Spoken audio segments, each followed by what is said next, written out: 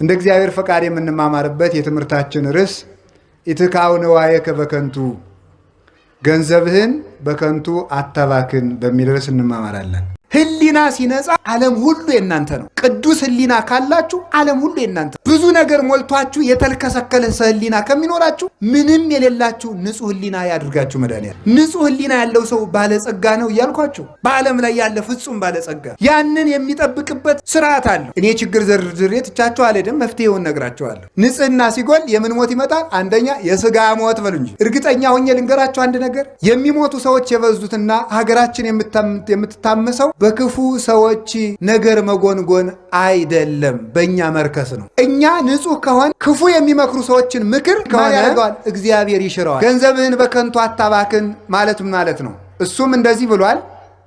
ትንቢተ ኢሳይያስ ላይም የሰራዊት ጌታ እግዚአብሔር ሕዝቤ ረሃባቸውን ለማይከላ ጥማቸውን ለማይቆርጥ ነገር ገንዘባቸውን ይበትናሉ ይላል የሰራዊት ጌታ እግዚአብሔር ይላል።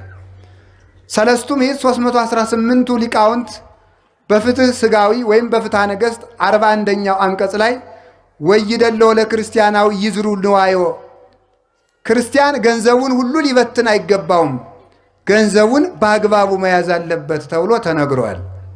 እንግዲህ ለገንዘብም አትጨነቁ ተብለናል፣ ገንዘባችሁን አታባክኑም ተብለናል። እነዚህን ሁለት ነገሮች ሰው አስታርቆ መኖር አለበት። ገንዘብ አትውደዱ ያለ መጽሐፍም ትክክል ነው። ገንዘብን በአግባቡ የያዙ መጽሐፍም ትክክል ነው። ሁሉም እንዳያያዙ ነው። እንዲህ ከሆነ የኛ ገንዘባችን ምንድን ነው የሚለውን ነግሬ ያባከነው ገንዘብ ካለ እሱን በአግባቡ እንድንይዝ ነግራችኋለሁ። እግዚአብሔር ከሁላችን ጋር ይሁን።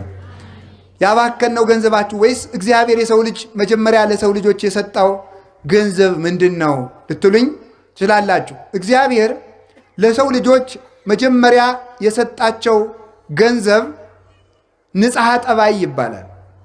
ንጽሐ ጠባይ ወይም ንጹህ ተፈጥሮ ማለት ነው።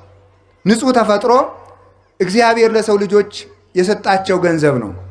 መጀመሪያ ስንፈጠር እግዚአብሔር የሰጠን ገንዘብ ንጹህ ተፈጥሮ ነው። ያ ገንዘባችን ነው፣ እግዚአብሔር የሰጠን ገንዘብ። እንደምታውቁት የመጀመሪያው ሰው አዳም ነው። እናታችን ደግሞ ሔዋን ናት። ጀማሪ ሰባኪ ስብከት ሲጠፋው ከአዳምና ከሔዋን ሰፈርዶ ይደበቃል ይባላል። እንደሱ ለማለት ፈልጌ አይደለም። እሺ፣ የግድ መነሻዎቻችን እነሱ ስለሆኑ ነው። እነሱን መውቀስ ተገቢ አይደለም። ልወቅሳቸውም አላነሳውም። ስለዚህ አዳም ምን ተረሰይናከ ይላል አትናቴዎስ። አዳም እንዲያው ምን አደረግን? ይሄ ሁሉ መከራ ያመጣህብን። ሔዋን ምን አደረግን ሲልና ኧረ እናንተ ገነት ገብታችኋል፣ እናንተን መውቀስ አይገባም፣ ኦሪትም እናትና አባትህን አክብር ትላለች ብሎ ይናገራል። እነሱ እናደንቃቸዋል። እነሱ ንስሐ ገብተው ድነዋል። እኛ ነን እንጂ ያቃተን። ስለዚህ እግዚአብሔር መጀመሪያ ለሰው ልጅ የሰጠው ተፈጥሮ ንጽሐ ጠባይ ይባላል። አዳም ሰራዊት አልነበረውም፣ ሌላ ገንዘብም አልነበረውም። ነገር ግን ሰማይና ምድርን እንዲያስተዳድር እግዚአብሔር ስልጣን ሰጥቶታል። ሰማይ ስላችሁ ከሰማይ በላይ ሰማየ ሰማያት ለእግዚአብሔር ወምድረስ ዘወሀበ ለእጓለ እመሕያው ይላል ቅዱስ ዳዊት። ሰማዩ የእግዚአብሔር ነው፣ ምድርን ለሰው ሰጥቶታል ይላል። ልልናን ጌትነትን ለራሱ ነው፣ አያካፍልም። ስለዚህ ከሰማይ በላይ ያለው ቅዱሳን መላእክትን ጨምሮ እግዚአብሔር ይገዛል። በምድር ያለውን ደግሞ የሰማይ ወፍን፣ የምድር አራዊትን፣ ዕፀውን ወይም እጽዋቱን፣ አዝሪቱን፣ አትክልቱን፣ ምድርን በጠቅላላ ባሕሩን፣ ነፋሱን፣ እነዚህን ሁሉ ደመናውን፣ ፀሐይ፣ ጨረቃ፣ ከዋክብቱን አዳም በእግዚአብሔር ቸርነት እንዲገዛቸው ስልጣን ሰጥቶታል። አዳም ፀሐይን ለማስተዳደር የሚልከው ሰራዊት አልነበረውም። አዳም የአንበሳን መንጋጋ ለመለጎም ልጓም አልነበረውም። አዳም ጅብን ለመከላከል ሰይፍ አልነበረውም፣ ወይም ደግሞ ጦር አልነበረውም፣ ወይም ዝናር አልታጠቀም፣ ወይም የሰለጠነ ሰራዊት የለውም። ለአዳም ዋሻ አልነበረውም፣ ለአዳም ምሽግ አልነበረውም። አዳም ሰማይና ምድርን ግን ይገዛ ነበር። አዳም ወፍን ይገዛ ነበር። አዳም ክንፍ የለውም፣ ንስርን ግን ይገዛው ነበረ። አዳም ክንፍ የለውም፣ ርግብን ይገዛት ነበረ። የሰማይ ወፎችን ይገዛል። አዳም ምድራዊ ነው፣ ፀሐይ፣ ጨረቃ፣ ከዋክብትን ያስተዳድራል። አዳም አፈር ነው፣ ሰማዩን ያስተዳድረዋል። አዳም ትቢያ ነው፣ ደመናውን ይገዛዋል። አዳም ካፈር የተፈጠረ ነው፣ መብረቁን ይገዛል። ይህንን እንዲያስተዳድርበት የተሰጠው ስልጣን ምን ይባላል? ንጽሐ ጠባይ ይባላል። እስኪ ንጽሐ ጠባይ በሉ። ምን አላችሁኝ? ንጽሐ ጠባይ ወይም ንጹህ ተፈጥሮ ማለት ነው። ንጹህ ተፈጥሮ ለምሳሌ ተመልከቱ። ሕፃናት እናት አባታቸውን እንደሚገዙ ታውቃላችሁ? በምንድን ነው የሚገዙት? በምንድን ነው የሚገዙት? በንጽሐ ጠባይ ነው። ሕፃናት እንግዲህ እኛ የምንበልጥ እኛ ነን። ኃያላን ሰዎች የማይደፍሩትን ሰው ልጆቹ ግን ያስጎነብሱታል፣ ያጎብጡታል። ልጆቹ ይገዙታል። እኛ ተንቀጥቅጠን ጫማውን የምንሰማውን ሰውዬ ልጁ አንገቱ ላይ ወጥቶ ሽኮኮ ይጋልበዋል ማለት ነው። በንጽሐ ጠባዩ ልጅ ነዋ፣ ተወዳጅ ነው፣ ይወደዳል። ንጽሐ ጠባይ ኃይል ያለው ነው። አዳም አይቆፍርም ነበረ፣ አያርስም፣ አይወጣም፣ አይወርድም ነበረ። ባለጸጋ ነበር። ለአዳም ዘር አይዘራም ነበረ። አዳም ከብት አያደልብም ነበረ። አዳም ወርቅ አይቆፍርም ነበር። አዳም ብር አይሰራም ነበር። አዳም ፋብሪካ አልነበረውም፣ ግን ባለጸጋ ነበር። የአዳም ሀብቱ ቅድስናው ነው። የአዳም ጸጋው ንጹሕ አእምሮው ነው፣ ንጹሕ ተፈጥሮ ነው።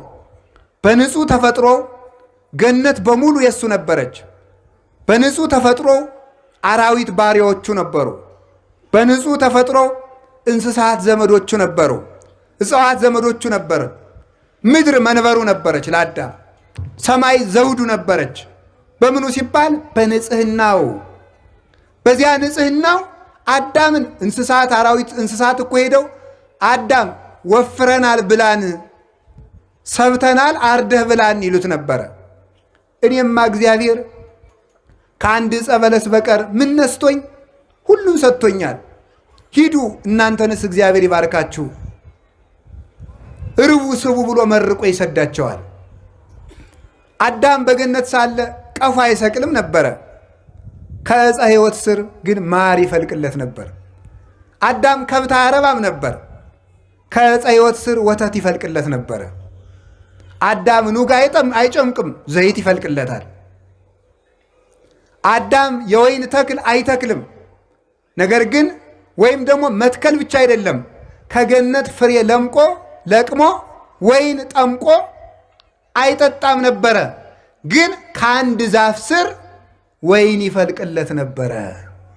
በንጽሐ ጠባዩ ማለት ነው። በንጽሐ ጠባዩ ቅዱሳን ሊቃውንት ይህንን አበጥረው ተርጉመውታል። ዕፀ ሕይወት የሚባል በገነት መካከል የተፈጠረ ንጉሠ እጽዋት የሆነ የእጽዋት አለቃ የሆነ ታላቅ ዕፅ አለ። ከዚያ ማር ወተት ይፈልቅለታል፣ ዘይት ይፈልቅለታል፣ ወይን ይፈልቅለታል። ይህንን ቅዱሳን ሊቃውንት ሲተረጉሙት ዕፀ ሕይወት የተባለ መስቀል ነው ብሎ ይተረጉማል። ዕፀ ሕይወት የተባለ መስቀል ነው። ከዚያ የፈለቀው ማር ኢየሱስ ክርስቶስ ነው፣ መራራውን ዓለም ያጣፈጠው። ከዚያ የፈለቀው ወተት ኢየሱስ ክርስቶስ ነው። አብ ሐሊብ ወልድ ሐሊብ ወመንፈስ ቅዱስ ሐሊብ አሐዱ ውእቱ ሐሊብ ዛልወቱ ትውስት እንዲል አብ ሐሊብ ነው፣ ወልድ ሐሊብ ነው፣ መንፈስ ቅዱስ ሐሊብ ነው እንዲል ቅዱስ ጴጥሮስ ምን መቀላቀል የሌለበት አንድ ሐሊብ ነው ማለት በአንድነቱ ርባዬ ጭማሬ፣ በአንድነቱ ምንታዌ በሦስትነቱ ርባዬ የሌለበት ቅዱስ ጴጥሮስም ሁለተኛ ጴጥሮስ ምዕራፍ 2 ቁጥር 3 ላይ ሲናገር አፍቅሩ ሐሊበ ነባቤ ዛልወቱ ትውስት፣ ቅልቅል የሌለበትን ንጹሕ ወተት ውደዱ ይላል። ንጹሕ ወተት፣ ንጹሕ ሕግ፣ አንድም ሥላሴን ውደዱ። አንድነታቸው በሦስትነታቸው የማይቀለቀል፣ አንድነታቸው በሦስትነት የማይከፈል፣ ሦስትነታቸው በአንድነታቸው የማይጠቀለል ሥላሴን ውደዱ። ወተት የተባለ ክርስቶስ ነው፣ የሚያሳድገን እርሱ ስለሆነ። ወይን የተባለ እሱ ነው። ሰሎሞን እንዲህ ይላል በምሳሌው ላዘነ ሰው ወይን ስጡት አለ። እውነት ያዘነን ሰው ወይን ብናጠጣው ሐዘኑ ይርቅለታልን? አይርቅለትም። አዎ ለምሳሌ ገንዘቡ በባንክ ይወረሳል የተባለ ሰው የባንክ ዕዳው ሲያናውዘው ወይን ብናጠጣው ትክክለኛ ደስታ ይሆናል? አዎ ለጊዜው በእንቅልፍ ይረሳዋል። ሲነቃ ግን ዕዳ አለብኝ ይለዋል። አይምሮ ሊለቃው አይችልም። ግን ላዘነ ሰው ወይን ስጡት የተባለ አጋንንት በሐዘን ለጎዱት ሰው ወይነ ትፍሲት የክርስቶስ እንደማቀብሉት ማለት ነው።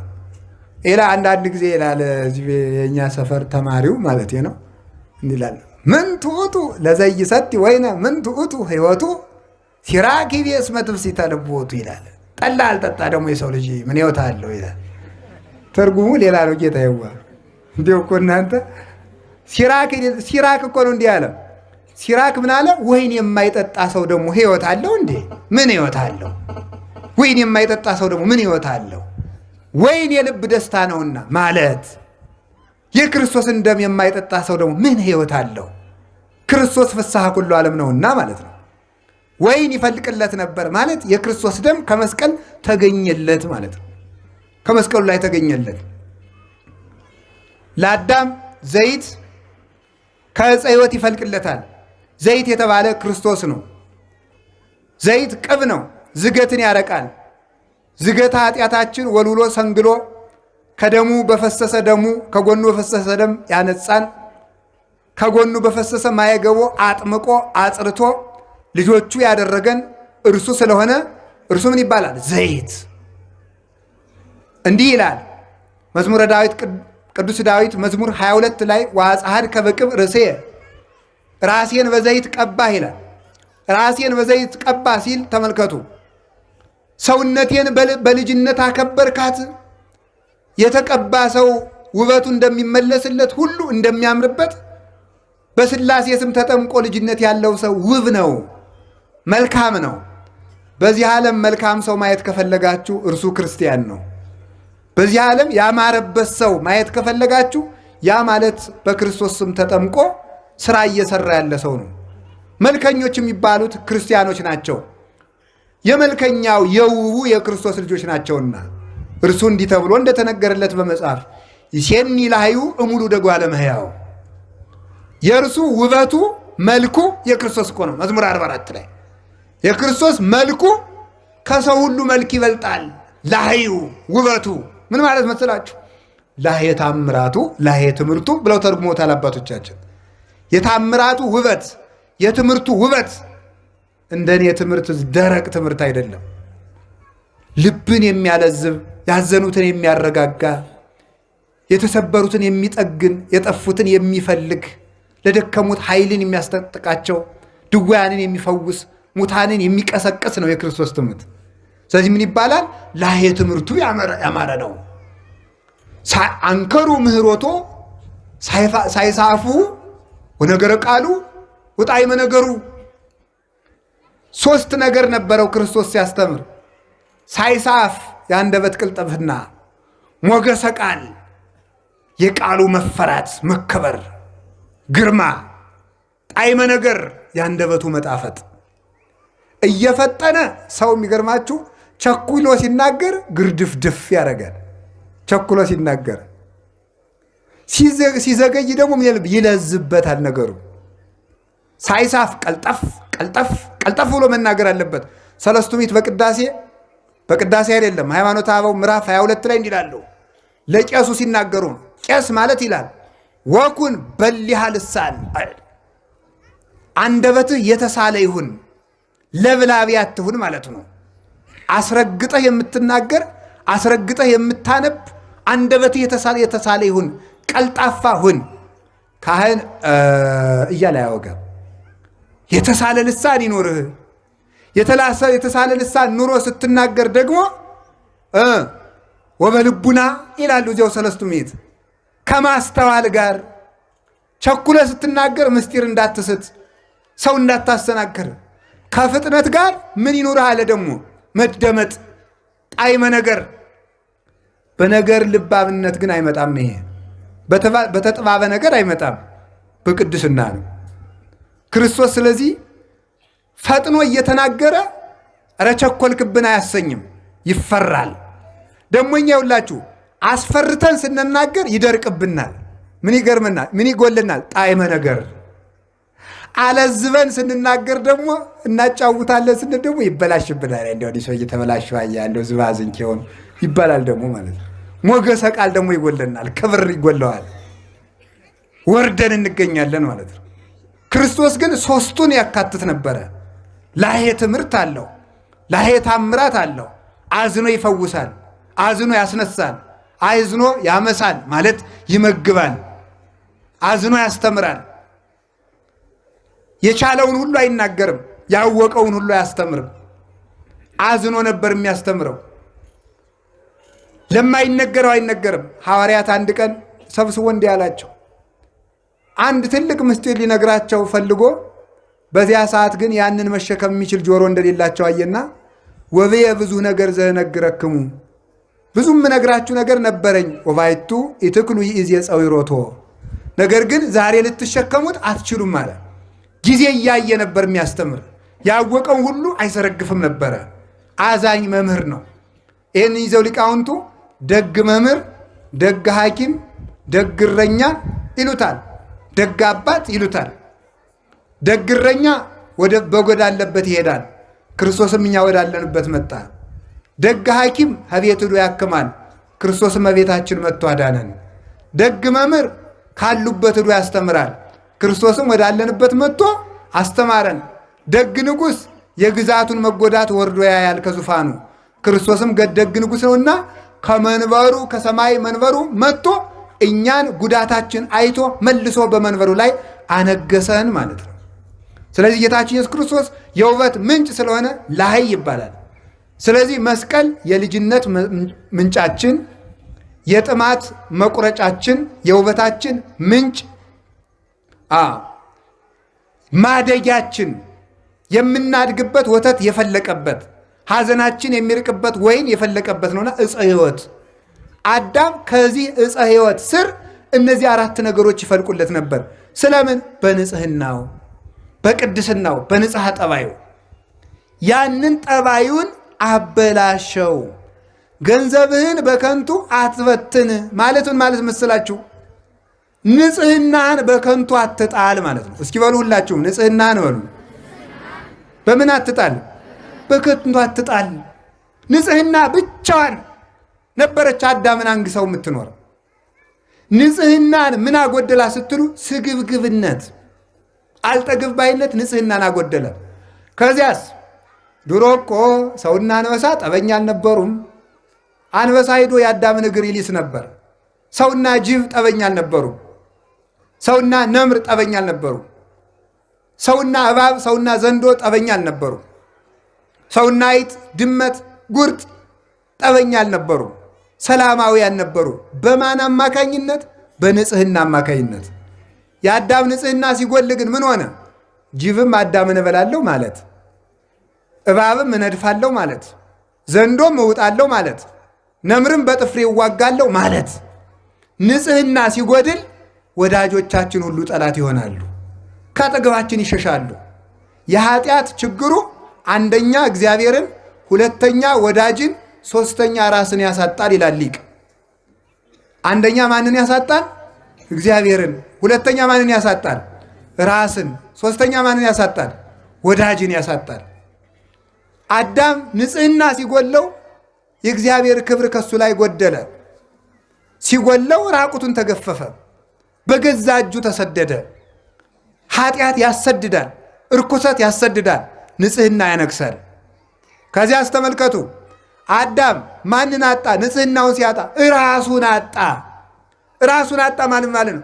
አዳም ሆይ የሞት ሞት ሙት ተብሎ ተፈረደበት። በሞት ራሱን ያጣ ንጽህናውን ሲያጣ ነው። ንጽህና ራስን ያሳጣል። ሶስተኛ ማንን ያሳጣል? ወዳጅን ሁሉ ያሳጣል። የገዛ ሚስቱ ወዳጁና ጠላት ሆነችበት፣ ጠላት። እንኳንስ ከብቶች፣ እንኳንስ ላሞች፣ እንኳንስ አንበሶች፣ እንኳንስ ነምሮች ይቅርና መሬት ራሷ ለአዳም ጠላቱና ተነሳችበት። በዚህ ትደነቃላችሁን? የገዛ ሰውነቱ ለአዳም ጠላት ሆነበት። ምን አበቀለበት? እሾህ። ኦሪት ዘፍጥረት ምዕራፍ 3 ቁጥር 17 ላይ እግዚአብሔር ምን አለው? ተብከልቱ ብላ በአፈ ገጽከ ለታብቁል ምድር ሶከ ወአሜከላ በእንቲአከ፣ ምድር በአንተ ምክንያት እሾህ ታብቅል አለው። እሾህ ታብቅል። እጽዋት ከአዳም ስህተት አስቀድሞ እሾህ አልነበረባቸውም። አጋፍ፣ ኩርንችት፣ ግራር የሚባል እሾህ የለም። የአዳም እርግማን ከእጽዋት ላይ እሾህን አበቀለ። በሰሙ በወድቁ የአዳም ሰውነት በሽታ በቀለ፣ ደዌ ያበቀለ። ከዚያ በኋላስ ደግሞ ክፉ ሕሊናን አበቀለበት። ፍቶታት፣ እኩያት፣ ኃጣው፣ እርኩሳት ሰለጠኑበት። ስለዚህ ኃጢአት ይላሉ ሊቃውንት 4 አይነት ሞት ያመጣል ይላሉ። የመንፈስ ሞት፣ የሥጋ ሞት፣ የሕሊና ሞት እና የዘላለም ሞት 4 ሞቶችን ይወልዳል። ማን? ኃጢአት። ንጽሕና ደግሞ ከነዚህ ነው። የሥጋ ሕይወት፣ የነፍስ ሕይወት፣ የሕሊና ሕይወት፣ የዘላለም ሕይወት ማን ይሰጣል? ንጽሕና። የሥጋ ሞት መቀሰፍ ነው፣ ያለ ዕድሜ መሞት ነው። አዳም በ935 ዓመቱ 30 ዓመቱ እንዲሞት እግዚአብሔር አልፈቀደም ነበር። ዘላለም እንዲኖር ነበረ ዕድሜው የተቆረጠ በንጽሕና ጉድለት ነው። ቅስፈት የሚመጣ በንጽሕና ነው። ንጽሕና ሲጎል ቅስፈት ይመጣል። የሰው ዕድሜው ዛሬ ቢበዛ ስንት ነው? 70 ወይም 80። አዳም ያተረፋት እንዳረጉት ዛሬ እኛ እንኖራለን ማለት ነው። የአዳም ዕድሜው 930 ዓመት ስለነበረ፣ ስለዚህ ዕድሜን የቆረጠው ዝሙት ነው። እርኩሰት፣ ኃጢአት ዕድሜን ይቆርጣል። ከዚያ ሥጋው ሞተ፣ ፈረሰ፣ በሰበሰ። የሕሊና ሞት ምንድን ነው? ቀቢጸ ተስፋ፣ ብቸኝነት፣ ብሶት፣ ኃጢአት በሕሊና መውጠት መውረድ፣ መታወክ፣ ሰላም ማጣት፣ እየበሉ መራብ፣ ለብሶ መብረድ፣ ከሰው መሃል ሆኖ ብቸኝነት፣ ተሹሞ ሽረት፣ ውርደት፣ ድካም፣ ምንም እርካታ ቢስ መሆን፣ ደስታን ማጣት፣ ስደተኛ መሆን፣ ከቤት ውስጥ ተቀምጦ መቅበዝበዝ፣ ሀገር ባለበት ከተማ መሃል ተቀምጦ ሰው ሁሉ ሙቶ አልቆ እኛ ብቻችን የቀረን እስኪመስለን ድረስ የብቸኝነት ስሜት መኖር፣ ምድር መጥበብ፣ የት ልሄድ ማሰኘት፣